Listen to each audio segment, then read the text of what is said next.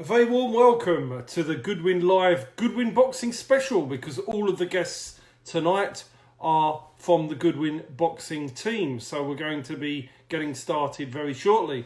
But before we go through tonight and talk about tonight, let's talk about what we've got coming on Monday. So Monday evening, 7 o'clock, we've got a really decent show. We've got Graham Everett from Norwich, who is the trainer of the Walsh brothers, and he's had many champions, including Herbie Hyde and many over the year. Graham joins us. Sam Cox, flyweight from London, from Islington in London, a man that's really on the verge of going into big titles, definitely in the next 12 months. Sam Cox will be joining us. One of Devon, Cornwall's biggest potential stars, Billy Stanbury, joins us. And I'll be delighted to talk to Billy, who's already had a fantastic debut, and he's a star in the making. And then finally on Monday, we have Chris Mason, who many of you will remember, played in many World Darts tournaments. He's now a commentator on ITV and is a massive boxing fan. And Chris Mason will be joining us on Monday. So we've got a great show on Monday, so make sure you come in at 7 o'clock sharp. Tonight, we have the Goodwin team. At the end, we speak to Josh, my son, professional boxer, promoter, helps with the matchmaking. He'll talk about that. Olivia is on just before him. She helped start Goodwin Boxing, and she'll talk about what she's up to now and experiences in boxing. The #1 blogger in the country upsets a load of people. He's probably got more blocks than Piers Morgan on Twitter. That's Martin Theobald. He's on at 7:10. Alan Budgeon, promoter, a man with many talents. He's on at 7:05. But first of all, we're going to be joined by my right-hand man, Kevin Campion, the man that makes things tick behind the scenes and does a lot of the work with the boxers. So I'm going to see if Kevin's here. We'll have a chat and he can chat and see what he's been up to. Let's find. Here we go.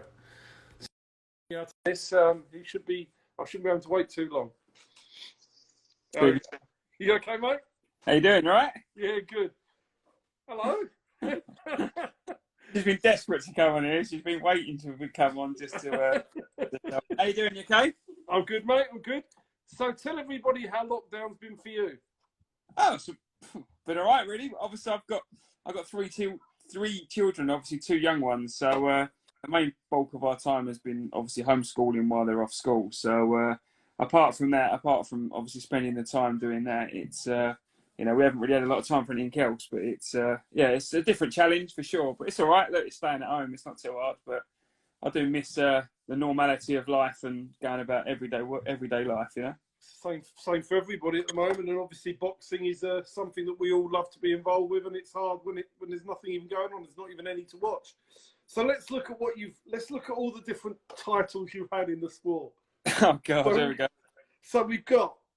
You've wrote these all down. We've got matchmaker. Yeah. House second on Frank Wild. Yeah. Promoter. Yeah. Coach. Yeah. Event planner. Helping with the management of boxers. Right. What one do you enjoy the most? Have you enjoyed the most? I don't know. Really, they're all different. They're all different. So it's all each brings to it. House second was cool. Although it's not the most glamorous job, but you're right ringside, close to the action. Promoting, was good when I did that. It's that was something different. Obviously doing the events like operations and that is good. It brings a separate challenge. Matchmaking's a nose, but it's I would say that's probably the worst out of all of them. But it's that is what it is. Everyone's slightly different. So yeah. So and obviously you watched a lot of fights. So let's ask you a couple of questions. What's the best fight you've witnessed live? Oh, that's a good question. I suppose the one that sticks into mind recently would be, obviously on our show, I would say, is Yusuf and Liam Dillon. I thought that was a great fight. That's the one that sticks into mind recently. I'm trying to think. There's been a few, but springing it on me like that, I'd say that one because that's relatively fresh in the mind. Yeah, that was a cracking fight, wasn't it? I mean, it was. What's yours, Steve? Just out of interest, what's yours? Probably Cello Render, Leon McKenzie. Not the result, that was a but great the fight as itself. I thought the fight had absolutely everything, absolutely everything. But yeah, I tell you, one I enjoyed as well was going back a bit. Was when Johnny Garton beat Ryan Fields for the English. That was our first English champion. That was really good as well at that time. That meant a lot. And also, I've got to say, Frank Buglioni against Hosea Burton. That's the one that see you on Sky jumping and shouting, "Go on, Frank!" You see you on Sky doing that. I do get carried away. But yeah. The thing is, if you're not emotively involved with a fighter, you can't really. You shouldn't be doing it. Do you know what I mean? No, sure. Liam, they're both our fighters, so it was very difficult. But generally, unless you're emotively attached, you can't do the job. That is difficult. That when there's two boxers that's managed by you that's do it, it's difficult. As you know, I don't sit ringside when it's two of your fighters.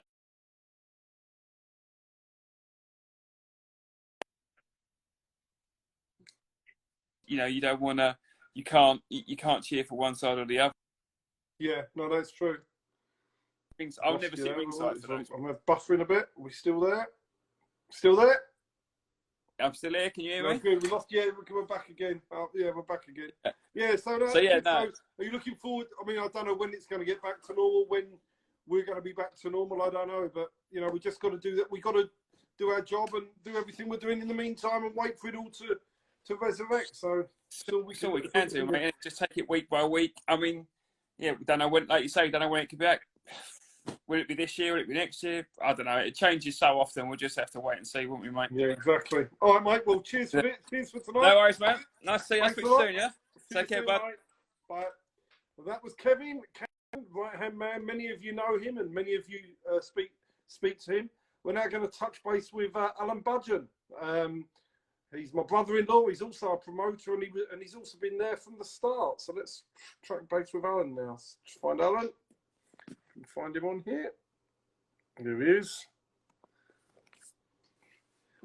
Lifelong Arsenal supporter, which is also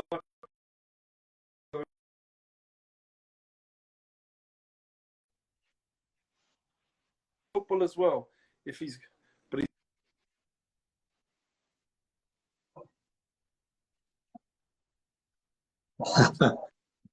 I'm connected. Yeah, I'm good. Good thing I can't see you now, actually. So, yeah, I can't see you. I can see me. It's just not. Got you. Yeah. When we started off the first show at Milton Keynes, there was myself, you, your wife Julie, and Trisha walking around firing houses in Milton Keynes. Yeah. Well, that's how we started, right? Do you remember that? Yeah. 10 years ago, Al? I know, incredible. No, I'll never forget that. Remember me walking around with a big briefcase with all the payouts in it and looking really obvious. Everyone else was there dressed casually, and there I was. The way things are at the moment, I'll be quite happy going around delivering leaflets to houses and doing stuff. Do you know what I mean? Yeah. God, exactly. Yeah. I remember those days. Yeah. So incredible. How far it's come since then is incredible, really. Yeah, it has been. Well, that was just when we didn't really know what we were doing, and we started from something. But I always remember the days when we sat and we were just finding our way. But you're buffering quite a bit. Yeah, that's. Oh, is it? Is it? You're there?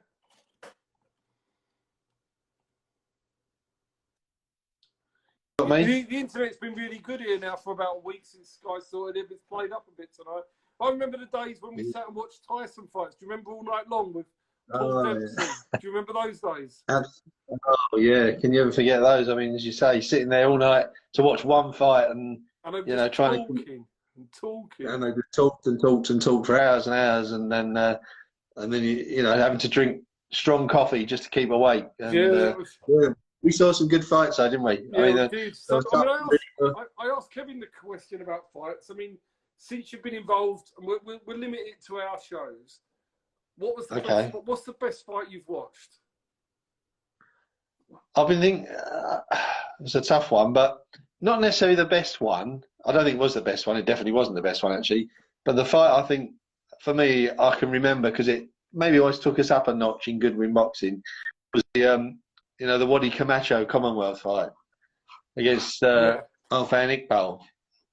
Because not because it was the best fight, but I remember the build up to the fight. We was all wondering who was, it really felt like which way was this fight going to go? Because Alfan had beat Waddy before, hadn't he? Remember? Yeah. And so we thought, were we going to get a repeat of that? What was Waddy going to do different maybe to win the fight this time? And I suppose, like you mentioned earlier, getting emotionally caught up in a fight, all the build up to it. And I remember going down with you to the weigh-in for it. And, it built the fight up for me. And so I enjoyed that. Although it was I don't necessarily think it was the best fight ever, but it was one that for me, was a sort of step up for Goodwin boxing as well, because to have a Commonwealth title fight, it was, like you said, going back to the Milton Keynes, the first one, I think we had 4 fights on the bout. I remember we ended up with, didn't we? That was desperate, weren't it? But we filled it out, and again we learned a lot. We had Harry Matthews top the bill. Ryan Barrett was second on the bill, wasn't he? And then you had, it was when you look back at it, it was pretty bad. It was a pretty poor show, really. I mean, the main fight was good, but it was pretty. Yeah, but we were learning, weren't we? It was first steps, and come on leaps and bounds since then. And I think that's great credit to how you build it up. Yeah, that's all good. And so the other thing we're missing is the football, isn't it? It's not just the boxing; it's the football. Oh yeah, definitely. As bad as Arsenal are at the moment, we're still missing it because. It's a big hole to fill when there's no live sport, particularly football, and it's not looking promising. It's not looking promising either, is it? Even the football side of things. I mean, you don't see football with audiences for quite a while now, do we? So no, I think it's going to have to be a behind closed doors things, isn't it? And I seeing today the Dutch league have cancelled their league. They've cancelled it. They've said that's it. It's null and void, basically. I got a feeling we won't go down that road, but with all the money that's involved in the English Premier League. But I do think maybe it's going to be behind closed doors. Yeah, no. I can't see any way you're going to allow. You're not going to have crowds and crowds of people turning up for football matches. No, I think it's definitely not going to happen. It'd be the same with boxing as well. When that comes back, it's got to be behind closed doors as well. But we'll have to see. I think inevitable. I can't see how you can have crowds of people unless you're some way able to test everybody, and I can't see that's happening yet. No, that's some way. Well, they didn't do very well this morning with their testing. It closed down in about 5 minutes, didn't it? That's crazy. That's the website. They couldn't cope with the demand. Yeah, exactly. Tells you everything, doesn't it? Oh well, good to speak to you, Al. Thanks for coming on. So a brief but a very good chat there. So thanks a lot, mate. We all go back to the start. So cheers. Anytime. Thanks, Al. And see you later, Steve. Take care. Take care, mate. All the best. We're now going to bring on the man who upsets everybody, Martin Theobald. Now, Alan, who we just spoke, falls out with anybody, but now we've got the man that falls out with everybody. So let's have a chat and see what this troublemaker has been up to since he's had time off. Let's see where he is. Let's wait for Martin Theobald. Good man is Martin. Where are you? I'm out in the garden, mate. How are you? Oh dear, how are you keeping? How are you? Yeah, good. Question. I'm good. Your internet's poor, Steve. Sorry again? Your internet's poor. Yeah, it's today, isn't it? It's playing up today. Yeah. We had Sky. I mean, Sky, like they were doing it all last week, so it had all crashed, and they sorted it, and today it's gone wrong again. So never mind. I've just seen Ellie Scotney's joined. Evening, Ellie. I want to say you were fantastic the other night. I really enjoyed it. She's back on next Wednesday, Mark, because a lot of people like you and a lot of others, because that didn't save, they never saw it. So she's coming back on next Wednesday. No, they need to stay and watch it. Yeah, so exactly. So how many people have blocked you on Twitter since we've been in lockdown?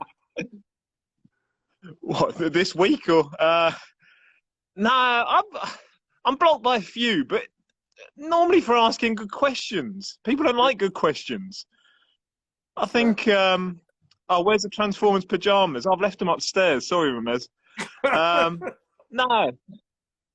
I think I'd asked Anthony Joshua once whether he was doing a giveaway of some Beats headphones and some of his other corporate stuff. And so I asked him if I won them, could I then sell them on StubHub at double the price? And that got me blocked. Maybe it was touching a nerve, because that's how it worked. We know what goes on with that. And Yeah. So. Oh, there's Aid. Hello, Aid. But no, I've got Eddie Hearn. Famously doesn't enjoy my company. Has he that's blocked fine. you? Has he blocked you? Yeah, he has. Has he? God. I'm not even sure why. But Oh, God. yeah, so no, I've been fairly good during lockdown. I've not wound people up. But anyway, so during lockdown, tell me the good and the bad. So tell me the boxers you think have come out well during lockdown, and boxers you think have been on social media and done badly during lockdown. Good. Joseph Parker, he's the standout one, isn't he? He's been phenomenal. Like that site him, and I would love to know how he's doing it in terms of there must be some editing person or director or whatever it is that's spending time with him, which I don't know what the rules are in New Zealand, but would seem to contravene what you'd have over here. But fair play to him, it's phenomenal. Others that have come out well from it, I say Ellie the other night, just a different side to Ellie that I haven't seen before. Such a chirpy lass, fun, enjoyable. And you know, she's had her story covered of how she's working at B&Q and things like that. So yeah, fair play, massive fan of that. What I don't get is, and I tweeted this yesterday, that why are there no boxers out there offering up boxing lessons? Like, boxing is one of the few sports where you don't need space and you don't need equipment to learn the very basics. Like, some boxer out there, if anyone's watching this, just do some videos for YouTube and get them up on all the social media accounts of how to throw a jab, how to throw a hook, how to throw a straight right, how to throw an uppercut. Just 20-minute videos, because it's the only sport where you don't need the space and you don't need any equipment. So has anybody been a total arse over the last couple of weeks? Are you trying to get me blocked by more? Just ask you. Well, you always tell straight answers, so I'm just asking you a straight question. I don't think Anthony Fowler's done himself any favours. Oh, the O'Hara Davis thing, yeah. Yeah, well, he pipes up into every conversation going. So there was the stuff about Devin Haney, you know, and what he said about I'll never be beaten by a white boy. And then Anthony Fowler has to chirp in with a picture of him knocking over the guy that he fought last time out and saying, yeah, well, what if I said it about I'd never be beaten by a black lad on roller skates or whatever it was? I think, why are you joining in? Like, what's your reason for doing this? And in isolation, that tweet doesn't look very good. No, sir. Not on Anthony. And, you know, people are happy to screenshot stuff like that and put it out and say, well, Anthony's a racist as well, which I don't necessarily believe that he is, but it's just an ill-thought-out tweet. And then the stuff with O'Hara Davis, like, come on, lads, you're not going to fight. One of you's a bloody light welterweight, one of you's a light middleweight. You're going to be arguing over 2 or 3 pounds in the middle. Give it up. Yeah, no, I agree. That's never going to happen. Never. And when we get back to boxing, Mark, what fights are you looking forward to seeing? Let's talk about something positive. What? Linus. I want to see Linus move on. And, you know, hopefully he gets to defend that English title still. I missed your last show that you had on because I was saving my childminding credits to come and watch Linus defend his title the week after in that ill-fated show. And I want to see Brad Pauls. He tweeted something. I like Brad's tweet the other day that he put out, and he put it on Facebook, I think, as well, of him thinking, and then it cut to a video of him knocking people out. Like, Brad Pauls, for those of you that may be watching that don't know Brad Pauls, go and check Brad Pauls out, because he's one of the most clinical finishers going. He's excited. He's never, ever in a dull fight. Like, as soon as he realises that you're in some way hurt, he will go after you. And so I want to see where you can take Brad to that next level. And I know you've got, you know, there's traffic there with Linus holding the English, Brad looking presumably to be moving towards that. I don't envy your... He was due to fight a final eliminator, wasn't he, against Mick Hall on 10th of April. So obviously that fight's still there as soon as we can go back. So we're still going to build him, and you know, he's very exciting, very, very exciting. I can't Yeah, no, so I think those are the two that I look forward to. I always look forward to seeing a Liam Dillon fight. Like he's a little unit of a man. You know, he's square. He's walked forward, doesn't take a step back during a fight. I look forward to seeing what you can do with him next. On the biggest stage, I kind of want to see just Joshua get this Pulev fight out of the way, and then see if we can somehow work our way through Joshua Fury. But I think that's, that would be, if they could fit that in somehow this year, that would hopefully make up for everything that we've missed. I'd agree. So still look, there's but we shall see. What about you? To look forward to, isn't there? That's the point. There's still plenty to look forward to. Yeah, and I just look forward to seeing the boxing community again, and seeing, the likes of Sam O'Reilly and Brooks Stretfield, who sit down and watch all these fights from start to finish of a night. Seeing the likes of Richie Gray will come down, seeing you and Kev and Josh and Livia and Trish, and just being around people again and having those conversations. That's what I think you kind of realise that you miss, is not necessarily the action, but the conversations and the interaction with people. Totally agree. Oh, well, there's time to go. Thanks a lot, Martin, for joining us tonight. Appreciate it. And stay safe. You take care, mate. I'll catch up soon. Up in a couple of days. Take care. Cheers, matey. Right. So that's Martin, one of the most astute judges in the game. But he just says what he thinks, and you can't criticise him for that, that's for sure. So that was Martin, and we're going to be next joined by one of my family. We've got two of them coming on. So let's track Olivia and see where she is. She was the one that started the business off, going back many years ago. So let's drag Olivia on. I think she's around somewhere. Hello, daughter. How you doing? Hello. What people don't realise, Olivia, and I probably don't mention it enough, it was actually, me and you that started this off from scratch, the boxing, wasn't it? It was just us. Yeah, it was, yeah. And yeah, you were working. We ran it all, just me and you. All together, yeah. It was, they were the times, that was before, obviously, Josh or Kev or anybody else even. Josh was still at school, wasn't he? He was still a 15-year-old at school. It was a long time ago now. But yeah, since then, I don't do as much in the office anymore. I went from doing absolutely everything to now more just on the night is when I go into action of working again. You do the promoting as well, so you enjoy that as well? Oh, yeah. So before we go and talk about I do love all of that. What else you're up to now? Because your boxing is not the main thing in your life. We'll talk about that in a minute. But what's the best fight you've ever seen? Well, I probably should say my brother. Josh Goodwin and Liam Conroy. Okay. Oh, I don't know, mate. Yeah, of course, it's my brother. But I really, although we didn't get the outcome, I thought. But yeah, there's been a lot of good fights. Like obviously when Woody's won titles, when everyone wins titles, and whenever you see everyone make. Oh, Liam McKenzie Celarenda. Oh, okay, yeah, that was a great fight. Yeah, it was. That's my fight. It's the best fight I've witnessed as well, to be fair. Yeah. So obviously you've now moved on. Yeah, that was a good fight. You've now moved on and you run a beauty business now, don't you?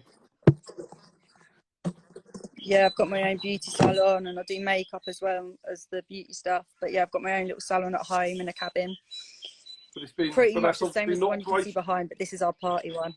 Yeah, it's not operational though, is it, at the moment? So, but it's gone really well. I mean, you've built up a very, very successful business there, haven't you? So it's going really, really well for you. But that's your passion, isn't it now? Yeah, I absolutely love it. I love what I do. Like, there's never a day that I wake up and I can't be bothered to go to work. And I always see that when you love working beyond anyone. So I never wanted to dread work, and I love what I do. So yeah, it's all worked out really well for me because I get the boxing, which gives me that different aspect of things as well. Like, it's a completely different thing to boxing, and beauty is like completely opposite. So I don't know, life's always interesting and busy. It's good. Yeah. Sam Cox has just asked if you can do his makeup for him. His girlfriend's a makeup artist too. Is she? We'll do a half each. Right? Yeah, I'm sure she is. Yeah. Okay, that's all good. So I mean, yeah, you get on well with Sam, don't you? You get on really well with Sam. Sometimes you get a really good relationship with certain boxers, don't you? Yeah, that's the thing. When that you're around people and like Sam, well, the two Sams, they've been down to Leighton Buzzard a few times and come to the parties and stuff. So you build up like relationships with people and obviously follow them on Instagram. And I don't know, I think I just admire Sam with like how much he trains and like he just out there always trying to inspire people. And I just think it's really nice, and everything he's been through is like you wouldn't know. He's so strong, and I think it's great. Yeah. Yes, that's good. So obviously you just want everything to get back to normal now, the boxing to go back and your business to open up and to build on your business. But, you know, we've all got to get through that period, haven't we? So you still enjoy the boxing though, don't you? Yeah, I can't wait to get back to work, but safety first. Yeah, boxing's a massive part of my life. You know, I miss out on a lot of social things for boxing and stuff. It's worth see you later. So that was Olivia. I know the Wi-Fi is a little bit dodgy, and Josh will be on the same Wi-Fi somewhere. We'll wait to get hold of Josh. So apologies for the Wi-Fi. Let's now try and get hold of Josh. Be around somewhere if we can get hold of him. And Josh is the last one on before we go to Monday's session. So let's dig Josh. Waiting for Josh to come on board. Here we go. He's coming on. Hi, Josh. So, professional boxer undefeated, assistant matchmaker, promoter, house second. And you've done that in New York as well with Tom Dallas. What's been the best experience? Yeah, that was a great memory. I'd say the overall buzz would be the professional fight 4 years ago now. So that was unforgettable, really. Close second be Madison Square Garden. That was a very once in a lifetime experience. But the fight was the best experience of the all. Yeah, I think it's a personal accomplishment again. But so now getting the weight down, so on. There's a lot went into that. So, and how heavier are you now than when you fought? So a bit of a.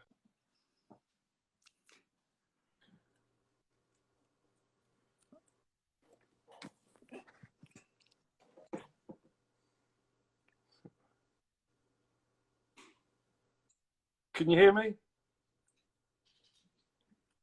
Yeah, I can hear you now. I think we might. Can you hear me now? I think we might have to close this down because it's not. You can hear me? The Wi-Fi's playing up. Give it one more second. If not, we'll have to shut it down early. Maybe get Josh to give me a second. Are you back on?